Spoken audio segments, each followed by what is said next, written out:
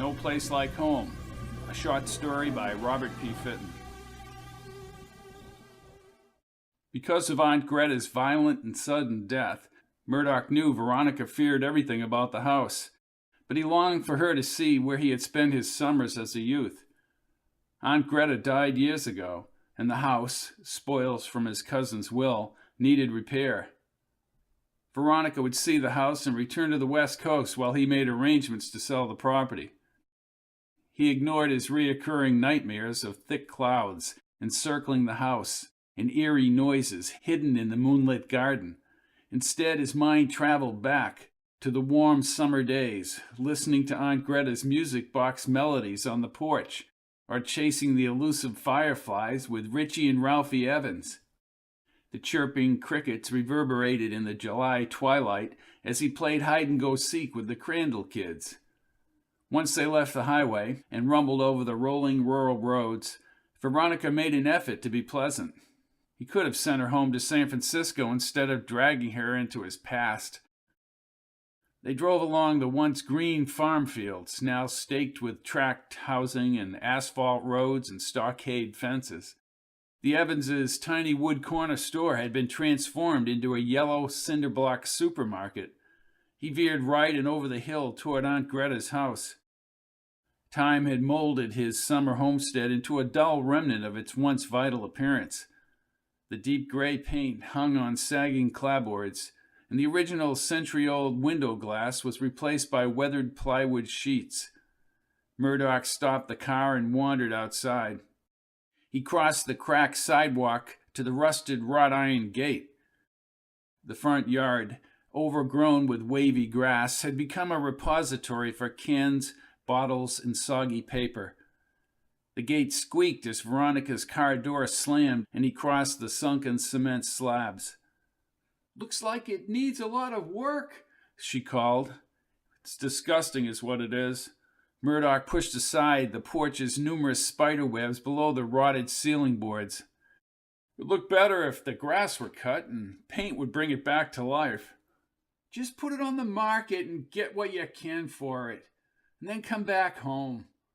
He stepped onto the loose floorboards. "You're not thinking of fixing this up, are you?" "I don't know." He turned to the darkened door glass. "Donnie, we're going to be married in 2 weeks. There's nothing left here for you. Hire a realtor and let him worry about unloading the place."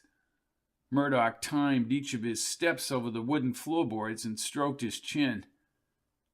"Give me 10 days. I need to do this, Veronica. Then I'll fly back and we'll forget about Aunt Greta's house forever." From the sidewalk, she stared at the upper boarded windows as he created a matted trail across the tall grass. He promised to call her periodically during the next 10 days, and they would be married upon his return to the city. At the front gate, Murdock, suitcase at his feet, kissed her goodbye. She got in the car and brought it around. The beeping horn startled him, and she quickly disappeared down the hill. As the hot sun dried his pores, he walked upright onto the porch and pinched the cooler steel house key. The gray-haired man reflected in the dark door window provided ample evidence the narrow-shouldered, chestnut-haired boy lived in the past. The door flew open when he turned the key. Sunlight swept across the sheet-covered living-room furniture as stagnant air escaped outside. Aunt Greta had lived here. He peered down the hallway to the Dutch louver kitchen doors, and his eyes followed the wooden banister to the darkened second floor. Curling his fingers, he pushed the window plywood. The rusted nails loosened with a mournful wail, and the plywood keeled over. Like a madman determined to unleash buried demons, he attacked the adjoining windows, and by sunset, plywood sheets were strewn across the yard grass. With his hands on his hips, he anchored himself on the quiet street, and he sensed he had brought life back to Aunt Greta's house. At an uncompromising pace through the week, Murdock carefully returned the furniture, lamps, and his aunt's novelties to their old location. With the electricity restored, he turned his energies outside. He sharpened Aunt Greta's push-mower blades and sliced the wispy grass to a buzz-cut exactness, Weeds, yanked from her rich soil garden, revealed narrow-stemmed orange tiger lilies and a scattering of gold black-eyed Susans. For days he scraped the clapboards and joyfully applied layer after layer of gray paint as he restored the house to match his boyhood memories. He extended a dinner invitation to the Evans boys. Hefty in frame, with smooth bald heads, they chain-smoked stinky cigars and marveled at his reconstruction. Except for his aunt's old landscape picture over the fireplace, everything looked remarkably like the old days. Richie detailed events Murdock had long forgotten, while his brother provided spice to the stories. They both wanted to meet Veronica and pleaded with Murdock to stay in the house. Nearing midnight, as they prepared to leave, something dragged slowly across his aunt's second-floor bedroom. Murdock shot up the hallway staircase, flipped the bedroom light switch, but saw nothing. The three men searched upstairs and the attic. An old picture must have fallen, or perhaps the floor joist had just cracked with age. He accompanied his friends into the balmy summer air. The front gate still needed oil. They moved onto the street and climbed the hill to the supermarket parking lot. The Evans boys headed for their new contemporary home across the street, but Murdock ran to the payphone near the supermarket's automatic doors. He tapped out Veronica's number and the line rang, but as he turned back toward Aunt Greta's house, the lights blinked off, and only the dim streetlight lamp illuminated the murky facade. Veronica's voice punctuated the answering machine greeting as he glanced back at the house. Aunt Greta's second-floor bedroom suddenly brightened. The answering machine beeped, but he held the receiver loosely and let it dangle. He jogged across the parking lot and down the road, his eyes fixed to the second-floor Tiffany window lamp. He wiped his wet forehead and breathed rapidly as something darted by the window and the lamp went dark. Saturated sweat darkened his pink sports shirt as he raced up the sidewalk. He ran across the porch floorboards and unlocked the door, but during the next 15 minutes, a complete search of the house, from the dusty attic rafters down to the humid dirt floor basement, revealed nothing. He thought Aunt Greta's bedroom had a hint of lilac scent as he cautiously stepped forward and turned on the window light. His aunt's bedtime stories reverberated in his head as he touched her quilted country bedspread. The brass lamp must have loosened. After locking the house, he retreated up the stairs into his old bedroom with the sports wallpaper across from Aunt Greta's room. He turned on the wood veneer floor model radio, and while he waited for the tubes to warm, twisted the air conditioner knob. A rock music beat competed with the air conditioner's chilling fan as he crawled into his boyhood bed. Tomorrow, he would call the realtor, forget about the past, and move on. He awoke in the morning light's freezing air, checked the realtor's number in his pocket notebook, and then lumbered downstairs to the front door. Fog swirled around the outside beveled glass, and the door popped like a soda can opening. He pushed through the cloudy mass and staggered into the sunlight's glare, but the porch shook when the door slammed behind him. What the hell is going on here? The town's white-haired postman called from the street. By God, if it doesn't look like it used to! Murdock glanced at the door again, and the postman opened the front gate. I don't suppose any mail is coming to this house. Well, not since Greta died. I hear you putting the house on the market. Today, and then I'm getting married. I was surprised to see you fix the old place up. Then again, there's a reason for everything we do in this life, isn't there? Yeah, I guess that's true.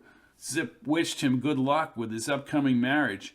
Murdock now felt the urge to leave town and get back to the faster-paced city life. He stood on the porch, watching a persistent bulldozer push back the earth near the new condos down the hill. His hand covered the dull brass knob, but the inner mechanism stuck. Come on, what's the matter with this thing? He nudged the door, but it flung open with a considerable force. The kitchen's table radio blasted through an icy cold fog. A fine ballad from a fine artist. WXC time is approaching 10 o'clock. And now, time for the news headlines. Are you there? Murdock brushed away the fog and edged his way inside. The front door closed and he spun around. The room furniture was moved and the old beige window shades cut a soft glow over the colorful braided rugs. Bare trees cut deep shadows over the fallen leaves. Aunt Greta's landscape picture was now hung above the fireplace. Good morning, and here is the news for Friday, November 22nd, 1963. 1963. President Kennedy this morning spoke in front of the Chamber of Commerce breakfast in Fort Worth, Texas. The President stressed Fort Worth's role in America's national security. Mr. Kennedy is accompanied by his wife, Jackie, Vice President Lyndon Johnson and Lady Bird, Governor and Mrs. John Conley. The party will take a short flight to Dallas, where the President will address a midday lunch at the Trademark in the city. November 22nd. Donald, is that you? His aunt's voice came in from the kitchen, and the aroma of bacon and eggs crept through the house. Murdock, his face pressed into a frightful stare, watched as Aunt Greta, clad in her white sweater, flowery dress, and red paisley apron, stood behind half-louvered doors. Is something wrong, Donald?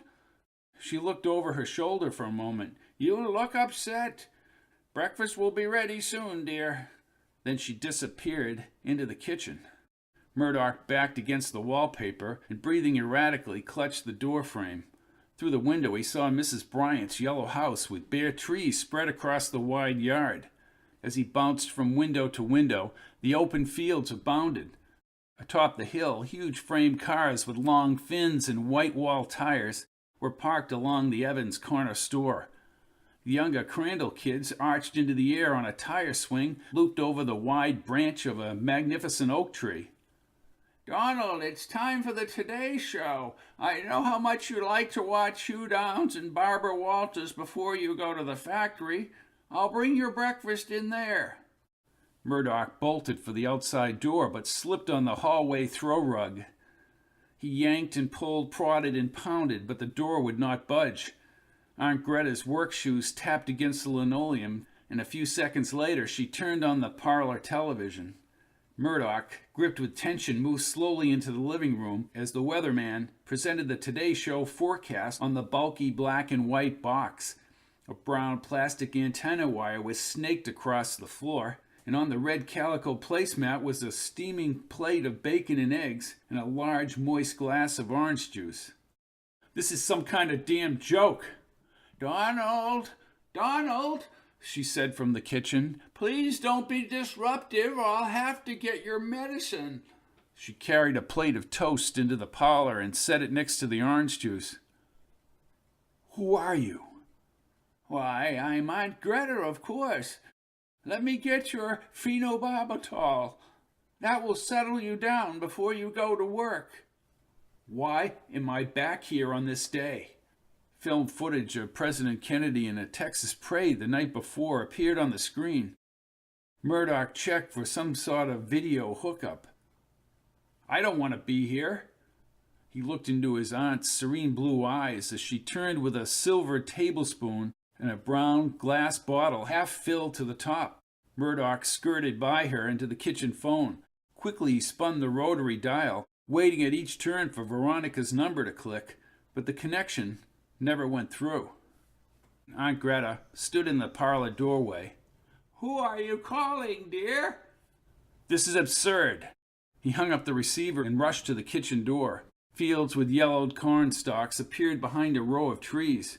Do I have to break this damn glass? Get me out of here! Oh my God, Donald, you're having another episode.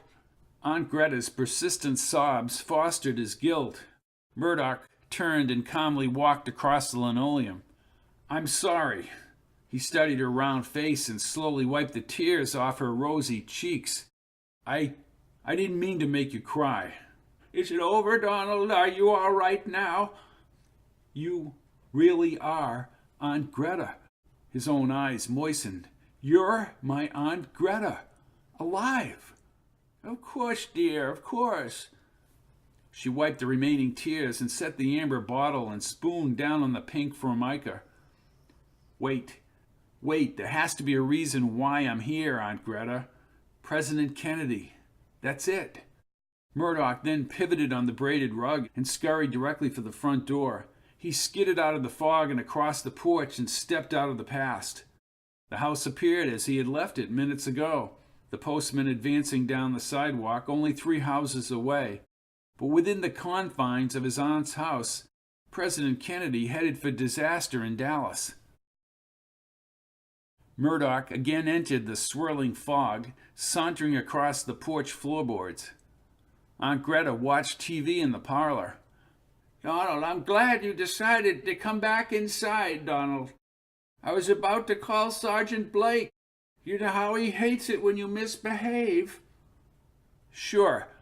He strutted to the kitchen phone as the brass-faced mantel clock in the parlor clanged 9 times. Kennedy's death occurred at 12:30 Dallas time. "Who are you calling now, Donald? Work? I have already told them you'd be late, dear." She glanced down at the phenobarbital bottle. Calling the local people might get him arrested, and no word would ever get out to Dallas. He gripped the phone and poignantly understood the ramifications. The FBI might be the logical choice because they could communicate directly to the agents in the field. It really wouldn't matter if they arrested him. He would simply run outside into the present. "Operator, give me the number of the FBI office in Dallas, Texas." "FBI?" Aunt Greta gasped. "This has gone far enough. Donald, put down that telephone." He spoke with great emotion as he waited for the number. "Aunt Greta, you don't understand. I can't let the president go to Dealey Plaza. I don't know what this place is or why you're alive again, but it's 1963 inside this house." "Donald, we can't be threatening our president." When he turned, Aunt Greta had left the room, and he hung up the phone. The operator barked out a phone number, and Murdock quickly scrawled it onto the chalkboard next to the phone. When he turned, Aunt Greta left the room, and he hung up the phone.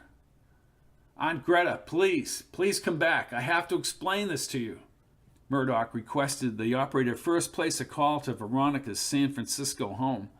He repeatedly looked for his Aunt Greta as the phone line rang. A boy answered the phone, and Murdock, wondering if he had dialed the wrong number, asked to speak with Veronica. A little girl, claiming to be Veronica, spoke on the phone, and she told him how she was coloring with her crayons.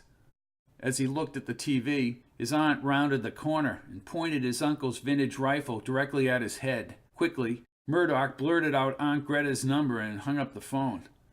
Aunt Greta's hands shook between deep breaths. "Donald, maybe you'll have to go back to the institution. You can't be threatening President Kennedy." Murdock locked his eyes on the steel barrel. "Aunt Greta, please. How would you feel if they kill Kennedy today?" "Donald, if you're just taking your medicine." Murdock looked at the plastic kitchen clock and hit the butt of his hand against his forehead. "Aunt Greta, please. They're going to kill President Kennedy." "Everything will be all right, Donald." "No, everything will not be all right." He grabbed the phone again, but she moved like a foot soldier and thrust the gun inches from his head. "Oh, come on." "You're a sick boy, Donald. I will call Sergeant Blake if you don't put down that phone."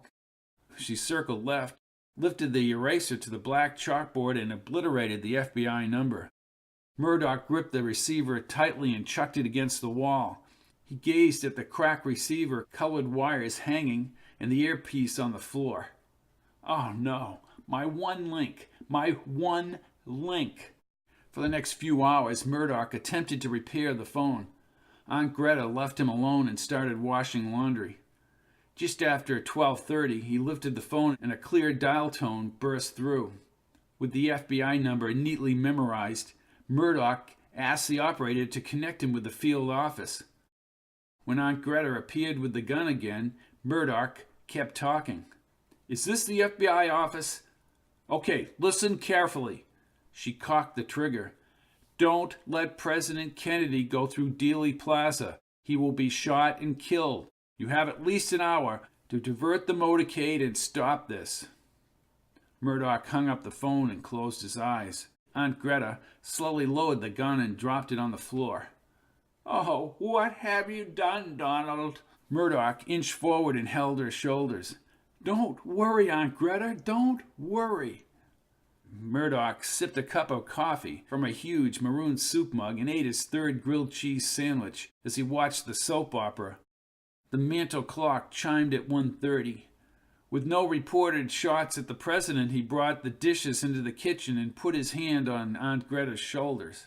"It's all right, Aunt Greta. It really is. You don't know what I just prevented." She maintained her silence as she went to the icebox and poured herself a tall glass of cold apple cider. He smiled at the kitchen clock and gazed out the window to the backyard where he played as a boy. "Oh, my God!" exclaimed Aunt Greta. Murdock's smile dropped. Across the black and white screen flashed the word bulletin, and he heard the announcer. "In Dallas, Texas, 3 shots were fired at President Kennedy's motorcade in downtown Dallas." Murdock dropped the glass and ran into the living room. "The first reports say President Kennedy has been seriously wounded by the shooting. More details just arrived. These details about the same as previously." He turned, but Aunt Greta had left the kitchen table. The front door opened and 3 policemen marched by his aunt. Murdock scampered to the kitchen and scooped up the rifle. The police circled through the hall and living room as he thrust the gun into the air. With their own guns drawn, the police stopped, but a plain-clothes cop with a yellow checkered tie stepped forward. "Put down the gun, Donald. Be a good boy and give the rifle to me. Nothing will happen." "Clear the damned hallway. I'm getting out of here." Murdock pulled at the immovable doorknob and then fired, but the glass door remained intact. The detective swung around to the parlor. "Donald, hold it!" He saw Aunt Greta as he lifted the gun and it went off. Then he heard shooting and stinging across his body as he dropped to the floor. The banister swung above him and blurred. In the background, he heard the TV fading away. "From Dallas, Texas, the flash, apparently official. President Kennedy died at 1 p.m. Central Standard Time." Veronica panicked when she could not locate him. She slowly shuffled up the dilapidated house's front walk, wondering why Donnie had done no renovations. She pushed open the plywood-covered door and peered into the darkened foyer. She saw broken glass scattered across the wooden floor. Hardened blood caked under the banister, and the ghost-covered furniture frightened her as she staggered back onto the porch. She had spent the day inquiring about her fiancé, and near sunset, a retired police officer brought her to the town's stone church. They walked under the spreading hillside trees into a hazy old graveyard. The older man moved along the weathered headstones and down the hill. He stopped near a wide maple and gazed at a solid gray granite stone. She sobbed softly at the chiseled inscription across the polished stone. Greta Wilson Murdock, January 23, 1897, November 22, 1963. Donald Knowlton Murdock, October 18, 1939, November 24, 1963. Veronica reached into her pocketbook, removed a folded coloring book page, and her tears dropped across a crayon-smeared telephone number written over a half-colored grandfather clock. She cast the paper to the wind, turning away as it tumbled down the hill, aware now that time was not always the healer of all wounds.